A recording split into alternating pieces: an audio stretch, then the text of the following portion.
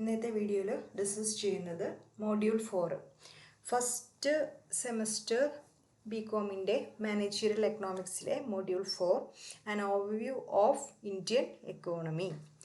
So ഇതൊരു പക്കാ theory ചാപ്റ്ററാണ്. ഇതിൽ ഗ്രാഫ്സോ കാര്യങ്ങളൊന്നുമില്ല. ജനറലായിട്ട് നമുക്ക് ഇത് പഠിച്ചാൽ എഴുതാൻ പറ്റുന്ന എന്നാൽ ധാരാളം ക്വസ്റ്റ്യൻസ് ചോദിക്കുന്ന ഒരു ചാപ്റ്ററാണ് overview of Indian economy. So ഇന്ത്യയെക്കുറിച്ച് നമുക്കറിയാം, ഒരു ലാൻഡ് ഓഫ് ഡൈവേഴ്സിറ്റി ആണെന്ന് പറയാം. ഒരുപാട് പോപ്പുലേഷൻ ഉണ്ട്, wide variety of natural resources ഉണ്ട്. ദെൻ ഒരു ഡെമോക്രാറ്റിക് ആയിട്ടുള്ള ഒരു കൺട്രി കൂടിയാണ്, ഡെവലപ്പിംഗ് നേഷനാണ് എന്ത് പറയുന്നത്, ഇന്ത്യ എന്ന് പറയുന്നത്. സോ ഇന്ത്യയുടെ ഒരു എക്കോണമി, സാമ്പത്തികാവസ്ഥ എന്ന് പറഞ്ഞിട്ടുണ്ടെങ്കിൽ നമുക്കറിയാം അത് അഗ്രികൾച്ചറൽ ബേസ്ഡ് ആയിരുന്നു അല്ലേ. മോസ്റ്റ്ലി അഗ്രികൾച്ചർ ബേസ്ഡ് ആയിട്ടുള്ള ഒരു എക്കോണമിയാണ് ഇന്ത്യൻ എക്കോണമി എന്ന് പറയുന്നത്. And they face some different types of problems like trade deficits ഉണ്ടായിരുന്നു, ഹ്യൂജ് ഫോറിൻ ഡെപ്റ്റ്സ് ഉണ്ടായിരുന്നു, ദെൻ എക്സ്റ്റേണൽ വാല്യൂ, അതായത് പണത്തിൻ്റെ മൂല്യം എന്ത് ചെയ്തിട്ടുണ്ടായിരുന്നു, നന്നായിട്ട് കുറഞ്ഞിട്ടുണ്ടായിരുന്നു. നമ്മുടെ പൊതുകടങ്ങൾ, വിദേശ പൊതുകടങ്ങളൊക്കെ എന്താണ്, കൂടുതലാണ്. ഇങ്ങനെയുള്ള ഒരുപാട് ബുദ്ധിമുട്ടുകൾ ഇന്ത്യൻ എക്കോണമിക്കായിട്ട് ഉണ്ട് അല്ലേ. ദെൻ അടുത്തത് ഇതിൽ ഗ്രോസ് ഡൊമസ്റ്റിക് പ്രൊഡക്റ്റ്. സോ 1991 ഇപ്പോൾ ഒരു ന്യൂ എക്കണോമിക് പോളിസിയൊക്കെ കൊണ്ടുവന്നിട്ടുണ്ടായിരുന്നു ഗവൺമെൻറ്. അതിൻ്റെ പ്രധാന ഭാഗം എന്ന് പറയുന്നത് നമ്മൾ LPG എന്ന ഷോർട്ട് ഫോമിൽ വിളിക്കുന്ന ലിബറലൈസേഷൻ, പ്രൈവറ്റൈസേഷൻ ആൻഡ് ഗ്ലോബലൈസേഷൻ അല്ലേ. ഇതൊക്കെയാണ് 1991 ഇന്ത്യൻ എക്കണോമിക് സിസ്റ്റത്തിലേക്ക് കൊണ്ടുവന്നിട്ടുള്ള ഇത്. പിന്നെ എക്കണോമിക് റിഫോംസ്, ആ ഒരു കാലഘട്ടത്തിലെ സാമൂഹിക റിഫോംസ് ഇനി നമുക്ക് എന്ത് പറയാം, സാപ്പ് എന്ന പേരിൽ അറിയപ്പെടും. സ്ട്രക്ചറൽ അഡ്ജസ്റ്റ്മെൻറ്റ് പ്രോഗ്രാംസ് എന്ന പേരിൽ അറിയപ്പെടുന്നുണ്ട്. ഇനി എന്താണ് ഗ്രോസ് ഡൊമസ്റ്റിക് പ്രൊഡക്റ്റ് എന്ന് പറഞ്ഞിട്ടുണ്ടെങ്കിൽ, GDP അല്ലെങ്കിൽ ഗ്രോസ് ഡൊമസ്റ്റിക് പ്രൊഡക്റ്റ് എന്ന് പറഞ്ഞാൽ total monetary or market value of all the finished goods and services. ഒരു രാഷ്ട്രം ആ രാഷ്ട്രത്തിൻ്റെ അതിർത്തിയിൽ ഒരു പ്രത്യേക ടൈം പീരീഡിൽ പ്രൊഡ്യൂസ് ചെയ്യുന്ന സാധനങ്ങളുടെയും സേവനങ്ങളുടെയും എല്ലാത്തിൻ്റെയും total money value, market value എന്നെയാണ് എന്ത് പറയുന്നത്, ഗ്രോസ് ഡൊമസ്റ്റിക് പ്രൊഡക്റ്റ് എന്ന് പറയുന്നത്. അതെന്താണെന്നൊന്ന് ഓർത്ത് വെക്കുക കേട്ടോ. So it expressed as a percentage, ശതമാനത്തിലാണത് പ്രസൻറ്റ് ചെയ്യുന്നത്. കൂടാതെ it provides a measure of the country's economic performance. ഒരു രാഷ്ട്രത്തിൻ്റെ സാമ്പത്തികമായിട്ടുള്ള പെർഫോമൻസ് എത്രത്തോളം ഉണ്ട്, സാമ്പത്തികമായിട്ടുള്ള ആരോഗ്യസ്ഥിതി എങ്ങനെയുണ്ടെന്നൊക്കെ നമുക്കതിൻ്റെ ഗ്രോസ് ഡൊമസ്റ്റിക് പ്രൊഡക്റ്റ് നോക്കിയാൽ നമുക്ക് മനസ്സിലാക്കാൻ പറ്റും. സോ GDPൻ്റെ ഗ്രോത്ത് പോസിറ്റീവ് ആണെങ്കിൽ ആ ഒരു സാമ്പത്തികാവസ്ഥ വളരുന്നു എന്നാണ് അതിൻ്റെ അർത്ഥം. നെഗറ്റീവ് ആണെങ്കിലോ അത് റിസഷനിലോട്ട് പോവുകയാണ്. ദെൻ ഫോറിൻ ഡയറക്റ്റ് ഇൻവെസ്റ്റ്മെൻറ്റ് അല്ലെങ്കിൽ FDI എന്ന് പറഞ്ഞിട്ടുണ്ടെങ്കിൽ ഓണർഷിപ്പ് സ്റ്റേക്കിനെ foreign company or project made by an investor. ഒരു ഇൻവെസ്റ്റർ, ഒരു പുറത്തുള്ള ഇൻവെസ്റ്റർ, ഒരു അനദർ കൺട്രിയിലുള്ള വ്യക്തി, നിക്ഷേപകനാവാം, അതൊരു കമ്പനിയാവാം, അല്ലെങ്കിൽ പുറമേ ഉള്ള രാഷ്ട്രത്തിലെ ഒരു ഗവൺമെൻറ് ആവാം. നമ്മൾ ഇവിടെ വന്നിട്ട് ഇൻവെസ്റ്റ് ചെയ്യുകയാണെങ്കിൽ അതെന്താണ്, FDI ആണ്, ഫോറിൻ ഡയറക്റ്റ് ഇൻവെസ്റ്റ്മെൻ്റ് ആണ്. അപ്പോൾ ഓൺഷിപ്പ് സ്റ്റേക്കിനെ foreign company or a project made by an investor, company or government from another country.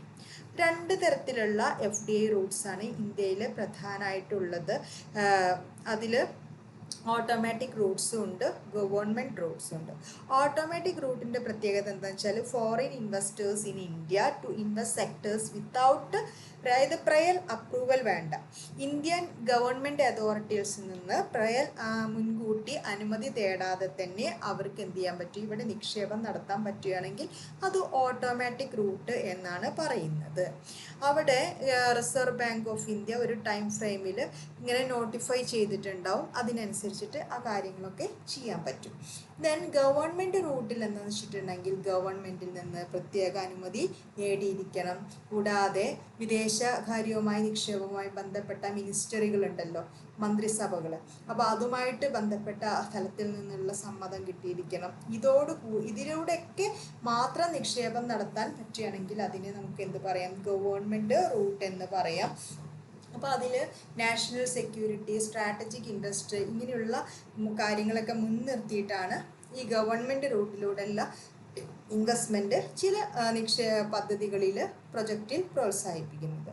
അടുത്ത നമുക്ക് പറയാനുള്ളത് ഫോറിൻ എക്സ്ചേഞ്ച് റിസർവ് ആണ്. ഫോറിൻ എക്സ്ചേഞ്ച് റിസർവ് എന്ന് പറഞ്ഞാൽ cash and other reserve assets such as gold held ഒരു central ബാങ്കുകളുടെ bank അല്ലെങ്കിൽ നമ്മുടെ രാഷ്ട്രത്തിലെ ഏറ്റവും വലിയ ബാങ്ക് അല്ലെങ്കിൽ ഏറ്റവും തലമുതിർന്ന ബാങ്ക് എന്നൊക്കെ പറയുന്നത് എന്താണ്? സെൻട്രൽ ബാങ്ക് അല്ലെങ്കിൽ RBI അല്ലേ?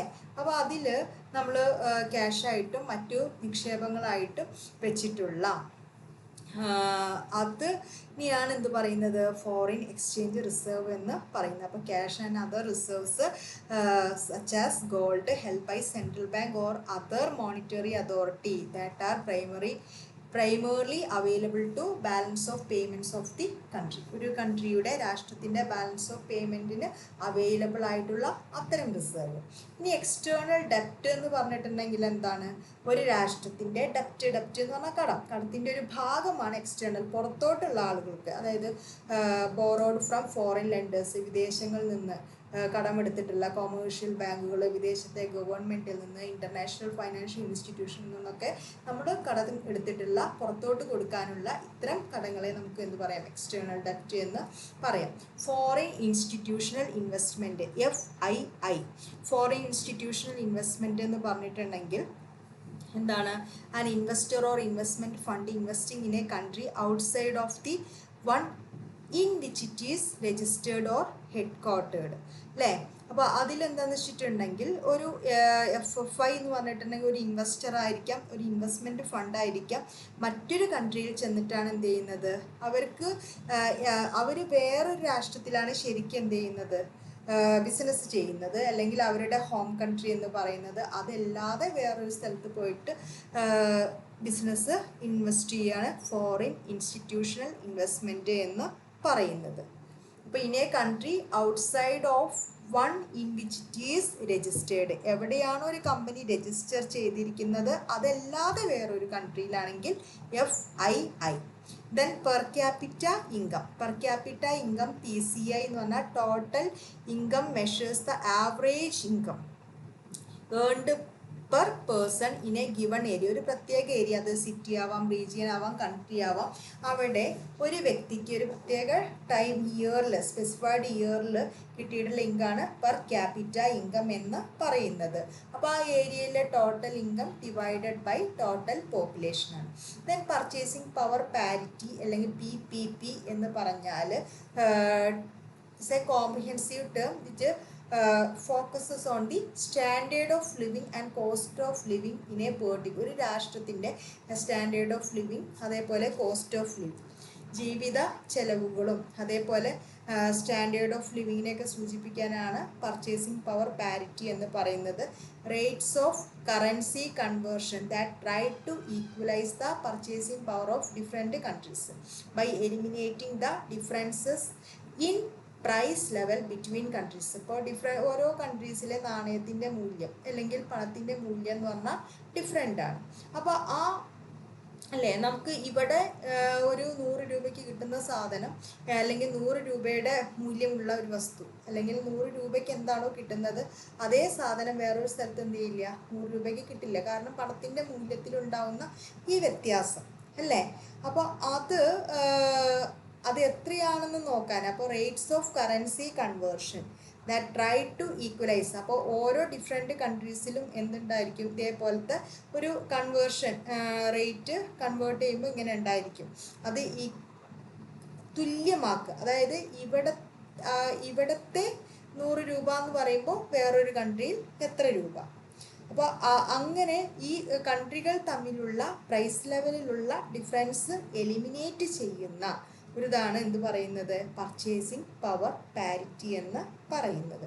Then share of agriculture.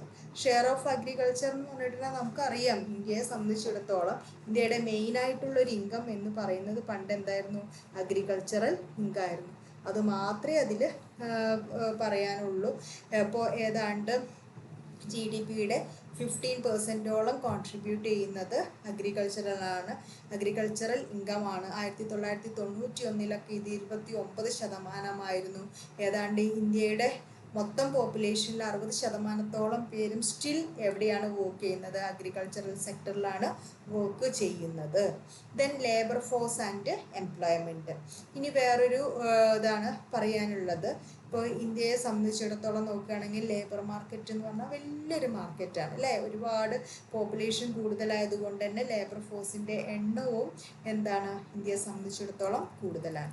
പിന്നെ ടെലികോം ഇൻഡസ്ട്രി ആണെങ്കിൽ ബിഗസ്റ്റ് ഇൻഡസ്ട്രി 1991 എക്കോണമി ആ ഒരു കാലഘട്ടം. പിന്നെ ഒരു റെവല്യൂഷനൈസ്ഡ് ആയിട്ടുള്ള ഒരു കാലഘട്ടമാണ് ടെലിഫോണ്, വയർലെസ് ആയിട്ടുള്ളത്. പിന്നെ പലതരത്തിലുള്ള ടെക്നോളജിക്കൽ ഡെവലപ്മെൻറ്റ്സ് കൊണ്ടുവന്നിട്ടുള്ള ഒരു ഏരിയ ആണെന്ന് പറയുന്നത് ടെലികമ്മ്യൂണിക്കേഷൻ എന്ന് പറയുന്നത്. ദെൻ അടുത്തത് ഇൻഡസ്ട്രിയൽ സെക്ടറാണ്. ഇൻഡസ്ട്രിയൽ സെക്ടറിൽ pioneer, steel, jute, textiles, sugar, cement ഇങ്ങനെയുള്ള ഇൻഡസ്ട്രീസാണ് കൂടുതലായിട്ടും എന്ത് ചെയ്തിട്ടുള്ളത്, നമ്മുടെ ഇവിടെ കോൺസെൻട്രേറ്റ് ചെയ്യുന്നത്. പിന്നെ നന്നായിട്ട് കോമ്പറ്റീഷൻ ഫേസ് ചെയ്യുന്ന ഇൻഡസ്ട്രീസും ആണ്. അതിൽ ചില ഇൻഡസ്ട്രീസൊക്കെ ഇപ്പോൾ നമ്മൾ എന്ത് ചെയ്തിട്ടുണ്ട്, പ്രൈവറ്റൈസ് ചെയ്യുന്നുണ്ട്. പിന്നെ അഗ്രികൾച്ചർ സെക്ടറാണ് ഇന്ത്യയെ സംബന്ധിച്ചിടത്തോളം പറയുകയാണെങ്കിൽ റൈസ് അതേപോലെ വീറ്റ് ഇതിൻ്റെ സെക്കൻഡ് ലാർജസ്റ്റ് പ്രൊഡ്യൂസറാണെന്ന് പറയാം. ദെൻ പലതരത്തിലുള്ള ഡ്രൈ ഫ്രൂട്ട്സുകൾ, agriculture based textile raw materials, പിന്നെ ക്രോപ്സുകൾ, പൾസസ്, ഫിഷ്, എഗ്ഗ്, കോക്കനട്ട് ഇതെല്ലാം എന്ത് ചെയ്യുന്നുണ്ട്, ഇന്ത്യയുടെ അഗ്രികൾച്ചർ സെക്ടറിൻ്റെ ഭാഗമായിട്ട് നമ്മൾ പ്രൊഡ്യൂസ് ചെയ്യുന്നുണ്ട്. ഇനി സർവീസസ് നോക്കുകയാണെങ്കിൽ വേൾഡ് റാങ്കിൽ തന്നെ 8th സർവീസ് സെക്ടറിൽ ഇന്ത്യയുടെ സ്ഥാനം എന്ന് പറയുന്നത്. ഫോറിൻ ട്രേഡ് നമ്മൾ വളർന്നുകൊണ്ടിരിക്കുകയാണ്. സ്റ്റിൽ നമ്മൾ എന്ത് ചെയ്യുന്നുണ്ട്, വിദേശ കച്ചവടത്തിൽ ഇങ്ങനെ വളർച്ച, പുതിയ പുതിയ രാഷ്ട്രങ്ങളുമായിട്ട് കൂടുതൽ സാധനങ്ങൾ എക്സ്പോർട്ട് ചെയ്തും എല്ലാം നമ്മൾ എന്ത് ചെയ്യുന്നുണ്ട്, ഫോറിൻ ട്രേഡിൽ പുതിയ തരത്തിലുള്ള ഒരു ഡയമെൻഷൻ ക്രിയേറ്റ് ചെയ്യാൻ നോക്കുന്നുണ്ട്. Then basic characteristics of Indian economy. ഒരു ഇന്ത്യൻ സാമ്പത്തിക വ്യവസ്ഥ എടുക്കുകയാണെങ്കിൽ അതിൻ്റെ പ്രധാനപ്പെട്ട അടിസ്ഥാനപരമായിട്ടുള്ള പ്രത്യേകതകൾ ഒന്ന് ലോ പെർ ക്യാപിറ്റ ഇൻകമാണ്. പെർ ക്യാപിറ്റ ഇൻകം വളരെ കുറവാണെന്നുള്ളതാണ്. ഓരോ രാഷ്ട്രത്തിൽ ഒരാൾക്ക് കിട്ടുന്ന മൊത്തത്തിൽ കിട്ടുന്ന ആളോഹരി വരുമാനം എന്നൊക്കെ പറയത്തില്ല, ആളോഹരി വരുമാനമാണ് പെർ ക്യാപിറ്റ ഇൻകം. അത് ഇന്ത്യയിൽ എന്താണ് കുറവാണെന്നില്ല. പിന്നെ അഗ്രികൾച്ചറൽ ബേസ്ഡ് എക്കോണമി ആയതുകൊണ്ട് തന്നെ എന്താണെന്ന് വെച്ചിട്ടുണ്ടെങ്കിൽ കൂടുതലായിട്ടുള്ള വരുമാനത്തിൻ്റെ അളവ് ഉണ്ടാവില്ല, കുറവായിരിക്കും ഇൻഡസ്ട്രിയൽ സെക്ടേഴ്സിനേക്കാളും. ഓവർ പോപ്പുലേഷൻ വരുമ്പോൾ എന്താണെന്ന് വെച്ചിട്ടുണ്ടെങ്കിൽ പെർ ഹെഡ് ഇൻകം കുറയുന്നു. ഇൻകം ഡിസ്പാരിറ്റീസ് ഉണ്ട്, കാരണം പാവപ്പെട്ടവൻ പണക്കാരെന്നുള്ള ആ ഒരു ഗ്യാപ്പ് വളരെ കൂടുതലാണ് ഇന്ത്യയെ സംബന്ധിച്ചിടത്തോളം. ഏതാണ്ട് 58% വെൽത്ത്, ഇന്ത്യയുടെ മൊത്തം വെൽത്തിൻ്റെ 58% ആകെ 1% പേരിലാണ് നിൽക്കുന്നത്. ബാക്കിയുള്ള ടീമുകൾ എന്ന് പറഞ്ഞിട്ടുണ്ടെങ്കിൽ 10% റിച്ചസ്റ്റ് എന്ത് ചെയ്യുന്നുണ്ട്, 80% വെൽത്ത് കൈകാര്യം ചെയ്യുന്നു. അപ്പോൾ ആ ഒരു രീതിയിലാണ് എന്ത് ചെയ്യുന്നത്, ഇത് പോകുന്നത്. സോ പുവറായിട്ടുള്ള ആളുകളുടെ എണ്ണം ഒരുപാട് കൂടുതലാണ്. വളരെ കുറഞ്ഞ ആളുകൾ മാത്രമേ ഹൈലി വെൽത്തി ആയിട്ടുള്ളൂ. അവരുടെ അടുത്താണ് മെയിനായിട്ട് ഇന്ത്യയുടെ വെൽത്ത് കോൺസെൻട്രേറ്റ് ചെയ്യുന്നത്. Then lack of capital formation അതായത് ഫണ്ട് രൂപീകരിക്കുക എന്നുള്ളത് നമ്മുടെ ബിസിനസ്സിൻ്റെ ഡെവലപ്മെൻറ്റ്സിന് ഏറ്റവും അത്യാവശ്യമായിട്ടുള്ള ഘടകമാണ്. പക്ഷെ ആ ക്യാപിറ്റൽ ഫോർമേഷൻ ഇന്ത്യൻ എക്കോണമിയിൽ കുറവാണ്. അതിൻ്റെ ആ ഒരു തോതുണ്ടല്ലോ അത് കുറവാണ്. Backwardness of the infrastructural development. ഇന്ത്യയെ സംബന്ധിച്ചിടത്തോളം ഓരോ കാര്യങ്ങൾ, അർബനൈസേഷൻ, അതേപോലെ തന്നെ മറ്റു ഫണ്ടിങ്ങിൻ്റെ ഇഷ്യൂസ് ഉണ്ട്. ദെൻ നല്ലൊരു പ്ലാനിങ്ങിൻ്റെ കുറവ്, ഇങ്ങനെയുള്ള അടുത്തെന്ന് വെച്ചിട്ടുണ്ടെങ്കിൽ ഈ ബ്യൂറോക്രാറ്റിക് ആയിട്ടുള്ള ടെൻഡൻസീസ്, ഇതെല്ലാം ഇന്ത്യയുടെ ഇൻഫ്രാസ്ട്രക്ചറൽ ഡെവലപ്മെൻറ്റിനെ തടുക്കുന്ന കുറേ ഫാക്ടേഴ്സാണ്.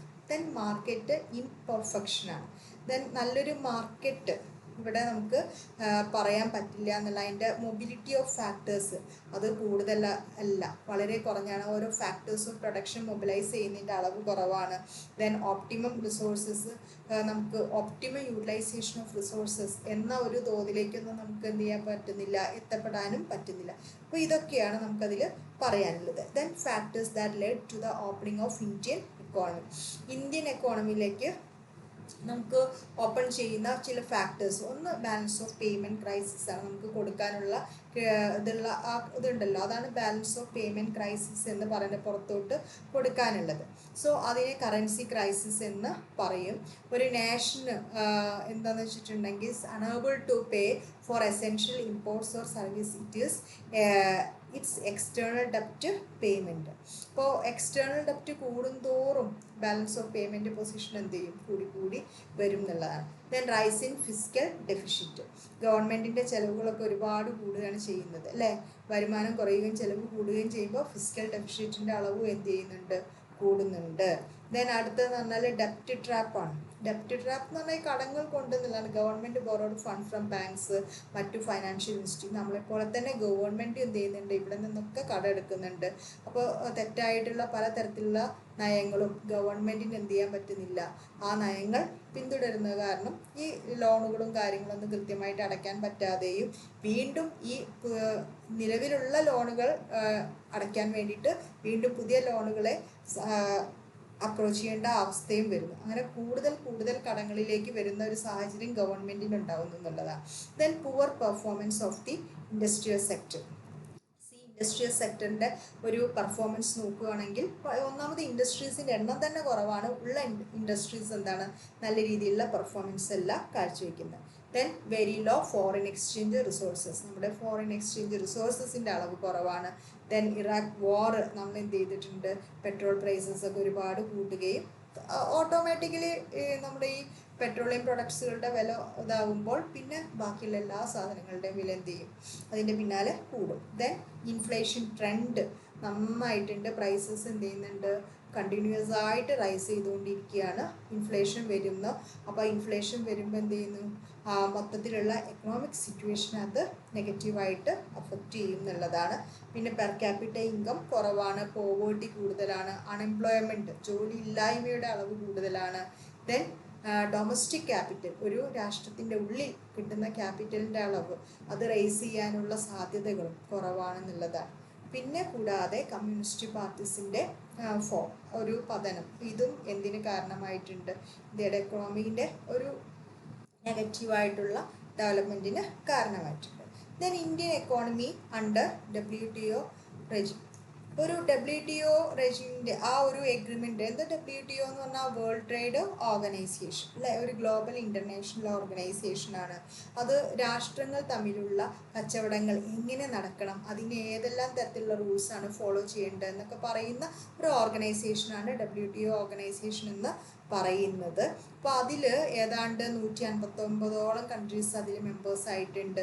സോ ഇവരൊക്കെ തമ്മിലുള്ള കച്ചവട ബന്ധങ്ങൾ എത്രത്തോളം പ്രോഫിറ്റബിളാക്കി, പീസ്ഫുള്ളാക്കി, സ്മൂത്താക്കി കൊണ്ടുപോകാനുള്ള ഒരു ഇതാണ് ഒരു എന്താ പറയുക, ഒരു ഓർഗനൈസേഷനാണ് വേൾഡ് ട്രേഡ് ഓർഗനൈസേഷൻ എന്ന് പറയുന്നത്. സോ അവരെന്ത് ചെയ്യുന്നു, ഇങ്ങനെയുള്ള ലോകത്തിലെ വിവിധ രാഷ്ട്രങ്ങൾ തമ്മിലുള്ള എഗ്രിമെൻറ്റ്, ട്രേഡ് എഗ്രിമെൻറ്റിനെ അഡ്മിനിസ്റ്റർ ചെയ്യുന്നുണ്ട്. അതിനൊരു നെഗോസിയേഷൻ ഫോറം ക്രിയേറ്റ് ചെയ്യുന്നു. ട്രേഡ് ഡിസ്പ്യൂട്ടുകൾ എന്ത് ചെയ്യുന്നുണ്ട്, പരിഹരിച്ചു കൊടുക്കുന്നു. പിന്നെ മൊത്തത്തിൽ ഓരോ നാഷൻസിൻ്റെയും ട്രേഡ് പോളിസീസിനെ അവരെന്ത് ചെയ്യുന്നു, കാര്യമായിട്ട് മോണിറ്റർ ചെയ്തിട്ട് അതിൻ്റെ ഗുണങ്ങളും ദോഷങ്ങളും മനസ്സിലാക്കുന്നു. അവർക്ക് ആവശ്യമായ ടെക്നിക്കൽ സപ്പോർട്ട്, ട്രെയിനിങ് കാര്യങ്ങൾ കൊടുക്കുന്നു. കൂടാതെ ഓപ്പൺ കമ്മ്യൂണിക്കേഷൻ, ഇതിലുള്ള മെമ്പേഴ്സിനൊക്കെ ഒരു ഓപ്പൺ കമ്മ്യൂണിക്കേഷൻ പ്ലാറ്റ്ഫോം പ്രൊവൈഡ് ചെയ്യുന്നു. ദെൻ അടുത്ത ട്രിപ്സിനെ കുറിച്ചാണ് പറയാനുള്ളത്. എന്താണ് ട്രിപ്സ് എന്ന് പറഞ്ഞിട്ടുണ്ടെങ്കിൽ, ട്രിപ്സ് എന്ന് പറഞ്ഞിട്ടുണ്ടെങ്കിൽ trade related aspects of intellectual property റൈറ്റ്സിനെയാണ് ഇത് പറയുന്നത്. ട്രിപ്സ് എന്ന് പറയുന്നത് അതൊരു എഗ്രിമെൻ്റ് ആണ്, ഒരു ഇൻ്റർനാഷണൽ ലീഗൽ എഗ്രിമെൻ്റ് ആണ്. വേൾഡ് ട്രേഡ് ഓർഗനൈസേഷനിലെ മെമ്പേഴ്സാണ്. ദെൻ ട്രിപ്സ് എന്ന് പറഞ്ഞിട്ടുണ്ടെങ്കിൽ അതും ഒരു എഗ്രിമെൻ്റ് ആണ്. ട്രേഡ് റിലേറ്റഡ് ഇൻവെസ്റ്റ്മെൻറ്റ് മെഷേഴ്സ്, ഏതെല്ലാം recognizes that certain investment measures can restrict and distort trade. ഏതെല്ലാം തരത്തിലുള്ള ഇൻവെസ്റ്റ്മെൻറ്റ് മെഷേഴ്സ് നമുക്ക് ഓക്കെ ആണെന്നുള്ളതും ചിലതൊക്കെ എന്ത് ചെയ്യുന്നത് ട്രേഡിന് റെസ്ട്രിക്റ്റ് ചെയ്യുന്നതാണ്. അപ്പോൾ അതുമായിട്ട് ബന്ധപ്പെട്ട കാര്യങ്ങളൊക്കെയാണ് ഈ ട്രിംസിൽ പറയുന്നത് എന്നുള്ളതാണ്. ദെൻ ഇനി നമുക്ക് ഈ WTOയിൽ ജോയിൻ ചെയ്യുന്നതിൻ്റെ ഗുണങ്ങൾ, ബെനിഫിറ്റ്സ് എന്തൊക്കെയാണെന്നുള്ളതാണ്. ഒന്ന്, മോസ്റ്റ് പ്രിഫേർഡ് നേഷൻ ട്രീറ്റ്മെൻറ്റ് ഉണ്ടായിരിക്കും എന്നുള്ളതാണ് പറയുന്നത്. അതായത് ഇതിൽ അംഗങ്ങൾക്കൊക്കെ എന്ത് ചെയ്യുന്നുണ്ട്, ഒരു പ്രത്യേക ആനുകൂല്യം കിട്ടുന്നുണ്ട്. അപ്പോൾ അതേപോലെ ആർക്കും കിട്ടും, ഇന്ത്യക്കും കിട്ടും എന്നാണ് പറയുന്നത്. ദെൻ നെക്സ്റ്റ് എന്ന് പറഞ്ഞിട്ടുണ്ടെങ്കിൽ national treatment that prevent domestic manufacturers from having a competitive edge over importers. ഇവിടെ എന്താണെന്ന് വെച്ചിട്ടുണ്ടെങ്കിൽ കോമ്പറ്റീഷൻ കുറയ്ക്കുന്നുള്ളതാണ് national treatment that domestic manufacturers from having a competitive edge from over importers. അപ്പോൾ ഇറക്കുമതി ചെയ്യുന്നവരിൽ നിന്നും ഒക്കെ ഉള്ള ഒരു കോമ്പറ്റീഷൻ നമുക്ക് കുറയ്ക്കാൻ പറ്റും എന്നുള്ളതാണ്. പിന്നെ ട്രേഡ് ഓബ്സ്റ്റക്കിൾസ്, അതേപോലെ തന്നെ അതുമായിട്ട് ബന്ധപ്പെട്ട നികുതികൾ, അങ്ങനെയുള്ള കാര്യങ്ങളൊക്കെ കുറയ്ക്കാൻ പറ്റും. എല്ലാ ഇൻ്റർനാഷണൽ ട്രേഡും വളരെ നമുക്ക് കൃത്യമായിട്ട് ട്രാൻസ്പെറൻ്റ് ആയിട്ട് കാണുവാനും അതൊക്കെ കണ്ട് മനസ്സിലാക്കാനും പറ്റും. കൂടാതെ എക്സ്പോർട്ടിൻ്റെ കോമ്പറ്റീഷൻ കൂട്ടിക്കൊണ്ടുവരും. പിന്നെ മാർക്കറ്റ്, പുതിയ മാർക്കറ്റുകൾ ആക്സസ് ചെയ്യാനുള്ള കോസ്റ്റ് ടൈമൊക്കെ കുറഞ്ഞു കിട്ടും. ഇനി ഇതുകൊണ്ടുള്ള ദോഷങ്ങളാണ്, ഡിസഡ്വാൻറ്റേജസ്. അതായത് WTOയിൽ നമ്മൾ ജോയിൻ ചെയ്തതിൻ്റെ ഫലമായിട്ട് നമുക്ക് എന്തെല്ലാം.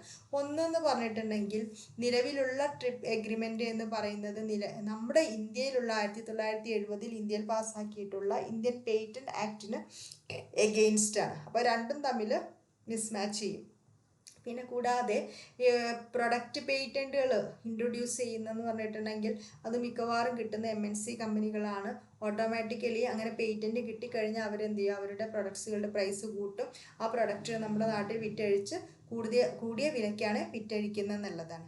പിന്നെ ഇന്ത്യയെ സംബന്ധിച്ചിടത്തോളം എന്ന് പറഞ്ഞിട്ടുണ്ടെങ്കിൽ ഈ ഇൻ്റലക്ച്വൽ പ്രോപ്പർട്ടി റൈറ്റ്സുമായിട്ട് ബന്ധപ്പെട്ട് പറയുകയാണെങ്കിൽ ഇന്ത്യ സംബന്ധിച്ചിടത്തോളം, കാരണം ഇവിടെ അത്ര ഡെവലപ്മെൻറ്റ്സും കാര്യങ്ങളൊന്നും ഇല്ല. അപ്പോൾ ഇന്ത്യ അതേപോലെ അതിലുള്ള റിസർച്ച് ഇൻസ്റ്റിറ്റ്യൂഷൻസ് ഇതെല്ലാം ഇതിലെന്ത് ചെയ്യുന്നുണ്ട്, നെഗറ്റീവായിട്ടാണ്, അഡ്വേഴ്സായിട്ടാണ് എന്ത് ചെയ്യുന്നത്, അഫക്റ്റ് ചെയ്യപ്പെടുന്നത് എന്നുള്ളതാണ്.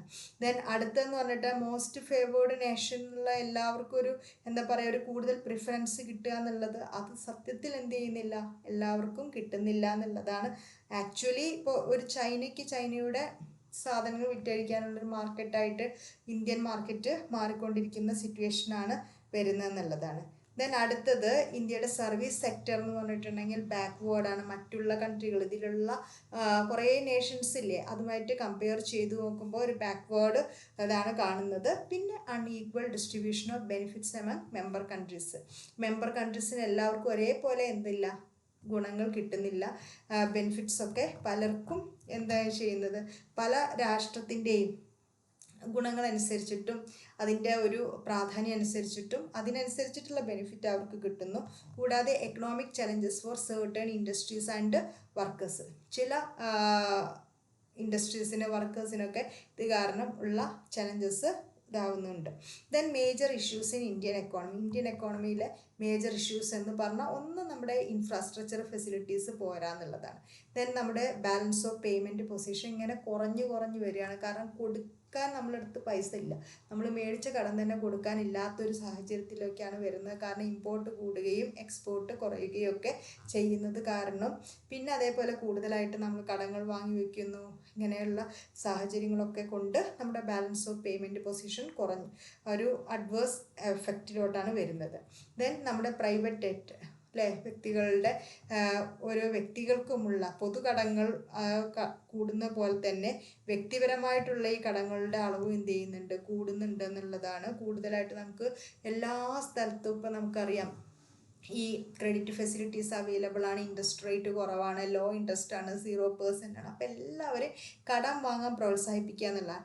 പിന്നെ ഇനിക്വാലിറ്റിയാണ് അല്ലേ, സമൂഹത്തിൽ നന്നായിട്ട് ഇനിക്വാളിറ്റി നിലനിൽക്കുന്നുണ്ട്. അത് സോഷ്യൽ തലത്തിലാണെങ്കിലും എക്കണോമിക് തലത്തിലാണെങ്കിലും പല തലങ്ങളിൽ നോക്കുകയാണെങ്കിലും ഈ ഇനിക്വാളിറ്റി ഉണ്ട്. പിന്നെ പെർ ക്യാപിറ്റ ഇൻകം കുറവാണ്, പ്രൊഡക്ടിവിറ്റി കുറവാണ്, ദെൻ എഫിഷ്യൻസി കാര്യക്ഷമത കുറവാണ് പ്രവർത്തനങ്ങളുടെ, ഇതൊരു കാരണമാണ്. ദെൻ പ്രോബ്ലംസ് ഓഫ് അൺഎംപ്ലോയ്മെൻറ്റ്, ജോലി ഇല്ല എന്നുള്ളത് വേറൊരു സിറ്റുവേഷനാണ്.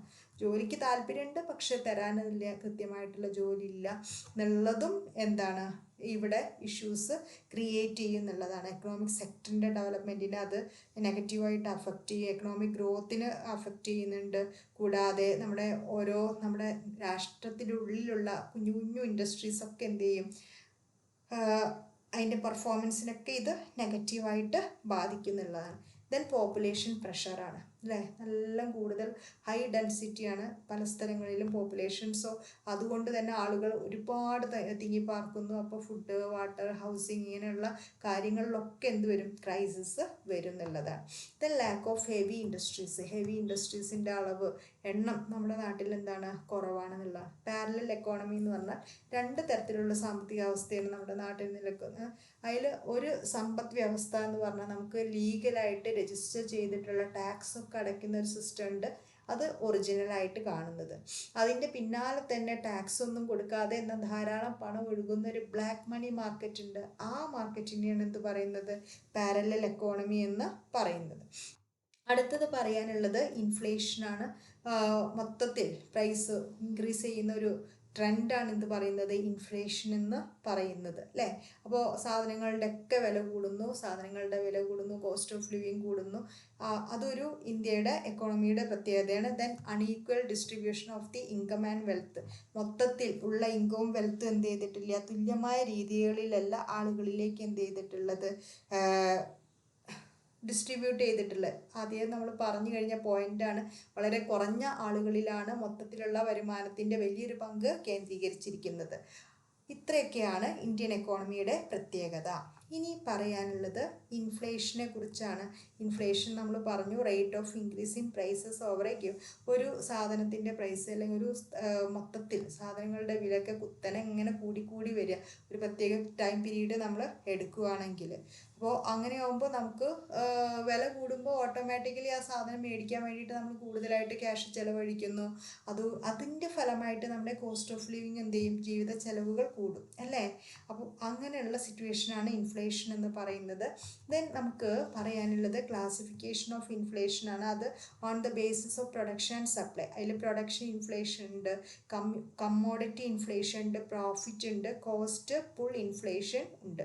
പ്രൊഡക്ഷൻ ഇൻഫ്ലേഷൻ എന്ന് പറഞ്ഞാൽ പ്രൊഡക്ഷൻ ഫോളോ ചെയ്യാണ്, പ്രൊഡക്ഷൻ കുറയാണ്, അപ്പോൾ ഡിമാൻഡും സപ്ലൈയും തമ്മിലൊരു ഡിസിക്വിലിബ്രിയം വരും അല്ലേ. പ്രൊഡക്ഷൻ കുറയുമ്പോൾ എന്ത് കുറയും, സപ്ലൈ കുറയും. പക്ഷേ ഡിമാൻഡ് എന്താണ്, കൂടിയാണ് നിൽക്കുന്നത്.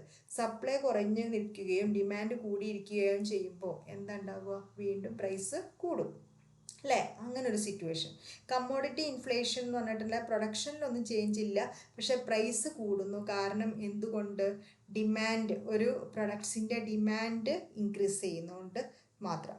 ദെൻ പ്രോഫിറ്റ് ഇൻഫ്ലേഷൻ എന്ന് പറഞ്ഞാൽ എന്തെങ്കിലും കണ്ടുപിടിച്ചു, അപ്പോൾ ആ കണ്ടുപിടിച്ചതിൻ്റെ ഫലമായിട്ട് കോസ്റ്റ് ഓഫ് പ്രൊഡക്ഷൻ കുറയുകയും പക്ഷേ പ്രൈസ് എന്ത് ചെയ്യുന്നില്ല, കുറയ്ക്കുന്നില്ല. അപ്പോൾ പ്രോഫിറ്റിൻ്റെ ലെവല് ഇൻക്രീസ് ചെയ്യുന്നത്. കോസ്റ്റ് പുൾ ഇൻഫ്ലേഷൻ എന്ന് പറഞ്ഞാൽ increase in the general price level.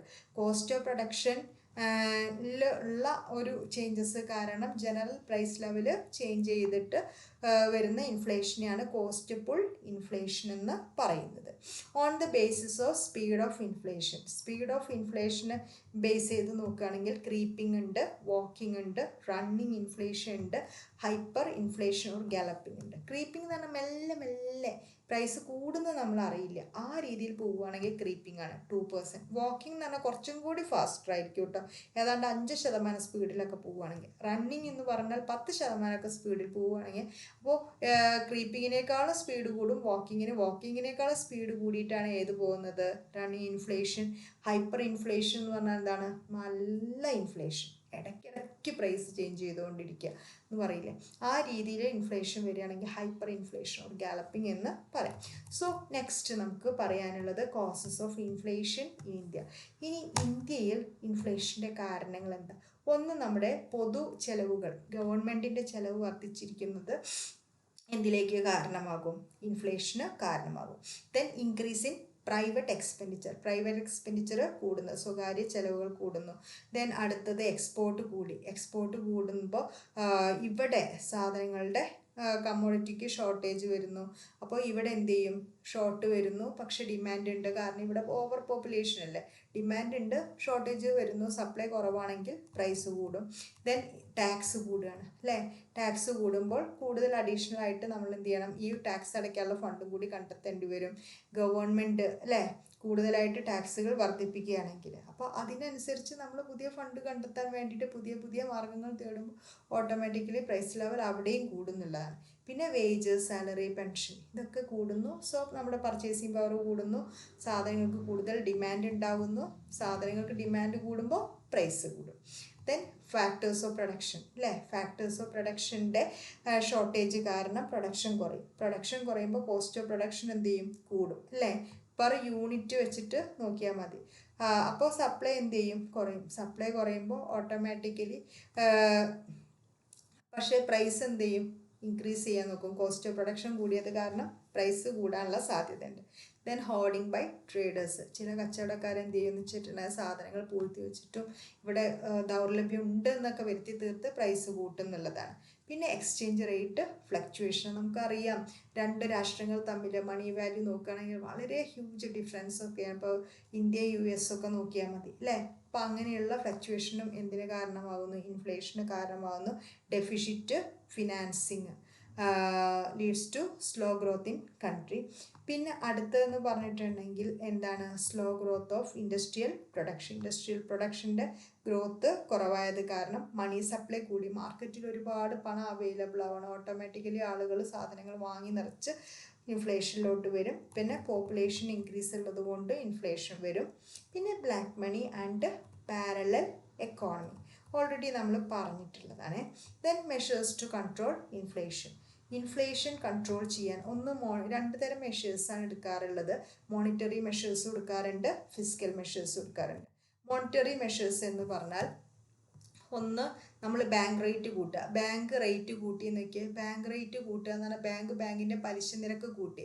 ഇപ്പോൾ 10% പലിശ ഈടാക്കുന്നിടത്ത് 12% പലിശ അങ്ങനെ ഈടാക്കിയ നമ്മൾ എന്ത് ചെയ്യും, ഓട്ടോമാറ്റിക്കലി പണം ലോൺ എടുക്കുന്നത് കുറയും ഇല്ലേ. കാരണം 10% കൊടുത്തിരുന്നിടത്ത് എക്സ്ട്രാ എന്ത് ചെയ്യണം, 12% എക്സ്ട്രാ 2% കൂടി കൂടിക്കും. അപ്പോൾ ആ ലോൺ എടുക്കാനുള്ള ഒരു താല്പര്യം അല്ലെങ്കിൽ കപ്പാസിറ്റി നമ്മളുടെ കുറയ്ക്കുക എന്നുള്ളതാണ് ബാങ്ക് റേറ്റ് ഉയർത്തുക എന്നുള്ളതുകൊണ്ട്. അപ്പോൾ അങ്ങനെ ഇൻഫ്ലേഷൻ കുറയ്ക്കുക. അപ്പം മാർക്കറ്റിൽ പണത്തിൻ്റെ ആ ഒരു തോത് എന്ത് ചെയ്യാൻ പറ്റും, കുറയ്ക്കാൻ പറ്റും എന്നുള്ളതാണ്. പിന്നെ ഗവൺമെൻറ് എന്ത് ചെയ്യും, ഗവൺമെൻറ്റിൻ്റെ സെക്യൂരിറ്റീസ് ഓപ്പൺ മാർക്കറ്റിൽ വിൽക്കും. അപ്പോൾ ആളുകൾ അത് വാങ്ങി വെച്ചിട്ട് അതിലേക്ക് ഇൻവെസ്റ്റ് ചെയ്യുമ്പോൾ അവരുടെ പണത്തിൻ്റെ സപ്ലൈ ബാക്കിയുള്ള കാര്യങ്ങൾക്ക് തികയാതെ. Then raise reserve requirements. പിന്നെ ഗവൺമെൻറ് ഇപ്പോൾ ബാങ്കുകളിലൊക്കെ ഇപ്പോൾ ഓരോ ബാങ്കുകളും അതിൻ്റെ ഇത്ര പോർഷൻ ഇത്ര RBIയിൽ ഇൻവെസ്റ്റ് ചെയ്തിരിക്കണം എന്നുണ്ട്. അപ്പോൾ അതിൻ്റെ റേറ്റ് കൂട്ടുക എന്നുള്ള, അതിൻ്റെ റേറ്റ് ഇത്ര കൂടുതൽ ഇൻവെസ്റ്റ് ചെയ്യണം എന്ന് പറഞ്ഞിട്ട്. പിന്നെ മാർജിനൽ റിക്വയർമെൻറ്റ്സ്, ബാങ്കിൽ തന്നെ ഇത്ര എമൗണ്ട് കയ്യിൽ വെച്ചിരിക്കണം എന്നുണ്ട്. അപ്പോൾ ആ ഒരു മാർജിനൽ റിക്വയർമെൻറ്റ്സിൻ്റെ അളവും കൂട്ടുക. അപ്പോൾ അങ്ങനെ ആകുമ്പോൾ ഇതൊക്കെ കൂട്ടുന്നതിൻ്റെ ഫലമായിട്ട് ഇവർക്ക് ലോണായിട്ട് കൊടുക്കാനുള്ള ഫണ്ടിൻ്റെ അളവ് കുറയും. Then credit control, consumer credit control, കൺസ്യൂമേഴ്സിൻ്റെ പർച്ചേസിങ് പവർ കൺട്രോൾ ചെയ്യാൻ വേണ്ടിയിട്ട്. Then demonetisation of the currency, black money control ചെയ്യാൻ വേണ്ടിയിട്ടാണ് ചെയ്യുന്നത്. ഇനി ഫിസിക്കൽ മെഷേഴ്സ് എന്ന് പറഞ്ഞിട്ടുണ്ടെങ്കിൽ ഒന്ന് ഗവൺമെൻറ്റിൻ്റെ പൊതു ചെലവുകൾ കുറയ്ക്കുക എന്നുള്ളതാണ്. അപ്പോൾ അതിൻ്റെ ഫലമായിട്ട് കൺസ്യൂമർ ഗുഡ്സുകളുടെ ഡിമാൻഡ് കുറയുന്നു, പ്രൈസ് ഫോളോ ആവുന്നു എന്നുള്ളതാണ്. ടാക്സിൻ്റെ ലെവൽ ഇൻക്രീസ് ചെയ്യുന്നു, ടാക്സ് കൂടും. ടാക്സ് കൂടിയിട്ടുണ്ടെങ്കിൽ ഓട്ടോമാറ്റിക്കലി കൺസപ്ഷൻ റേറ്റ് ആളുകൾ എന്ത് ചെയ്യും, കുറയ്ക്കും എന്നുള്ളതാണ്. ദെൻ അടുത്തത് പബ്ലിക് ബോറോയിങ്. കൂടുതലായിട്ട് പബ്ലിക് ബോറോയിങ് എന്ന് പറഞ്ഞാൽ പൊതുവായിട്ട് ഗവൺമെൻറ് കടം വാങ്ങുന്നതാണ് പബ്ലിക് ബോറോയിങ് എന്ന് പറയുന്നത്. To reduce the purchasing power of the people.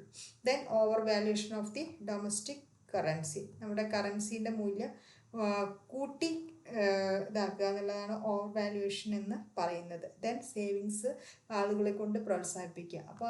അപ്പോൾ ഡിസ്പോസിബിൾ ഇൻകത്തിൻ്റെ അളവ് എന്ത് ചെയ്യാൻ പറ്റും, കുറയ്ക്കാൻ പറ്റും എന്നുള്ള. ഡിസ്പോസിബിൾ ഇൻകം എന്ന് പറഞ്ഞാൽ ചിലവഴിക്കാൻ പറ്റുന്ന ഇൻകം കുറയ്ക്കുക. സേവിങ്സ് കൂട്ടുമ്പോൾ അത് ചിലവാവാതെ ഒരു ഭാഗത്ത് നിക്ഷേപമായിട്ട് ഇരിക്കുകയും ചെയ്യും. ഇനി ഡിസ്ഇൻഫ്ലേഷൻ എന്ന് പറഞ്ഞിട്ടുണ്ടെങ്കിൽ ഇൻഫ്ലേഷൻ്റെ റേറ്റ് കുറഞ്ഞു വരുന്നതിനെയാണ് എന്ത് പറയുന്നത്, ഡിസ്ഇൻഫ്ലേഷൻ എന്ന് പറയുന്നത്. അതൊരു കുറച്ച് കാലയളവിലേക്ക് ടെമ്പററി ആയിട്ട് ഇങ്ങനെ സംഭവിച്ചു കൊണ്ടിരിക്കുന്ന ഒരു പ്രതിഭാസമാണ് ഡിസ്ഇൻഫ്ലേഷൻ എന്ന് പറയുന്നത്. ആ ഇൻഫ്ലേഷൻ റേറ്റ് കുറയുകയാണെങ്കിൽ ആ ഒരു പ്രോസസ്സാണ് ഡിസ്ഇൻഫ്ലേഷൻ എന്ന് പറയുന്നത്. അടുത്ത ഡിഫ്ലേഷനാണ്. ഇൻഫ്ലേഷൻ്റെ ഓപ്പോസിറ്റാണ് എന്ത് പറയുന്നത്, ഡിഫ്ലേഷൻ.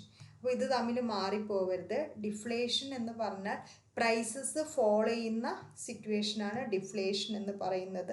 എന്നാൽ ഇൻഫ്ലേഷൻ്റെ റേറ്റ് ഇങ്ങനെ കുറഞ്ഞു വരുന്നതിനെ എന്ത് പറയാം, ഡിസ്ഇൻഫ്ലേഷൻ എന്ന് പറയാം. ഇനി അടുത്തത് സ്റ്റാഗ്ഫ്ലേഷനാണ്. Stagflation it is characterised by the unemployment, then lack of growth and inflation. It is a condition in an economy where it experience high unemployment.